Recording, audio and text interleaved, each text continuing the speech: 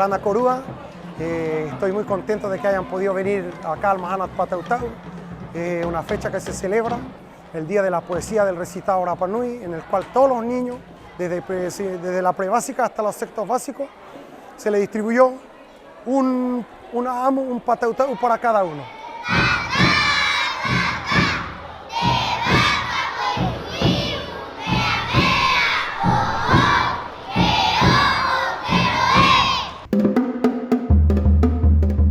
Y lo importante de esto es que los niños puedan aprender los amu y los patautau Rapa Nui, que se están perdiendo. ¿Por qué? Porque se escucha más el marcianeque y todas las otras cosas más que esto. Por eso es súper importante y siempre se conmemora en esta misma fecha en agosto el Mahanat Patautau.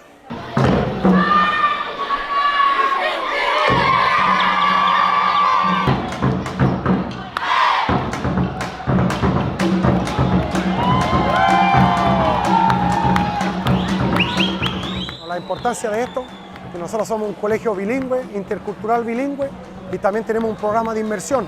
Lo que queremos siempre es conservar la lengua, porque si no lo practicamos, ¿quién lo va a practicar? Después se pierde.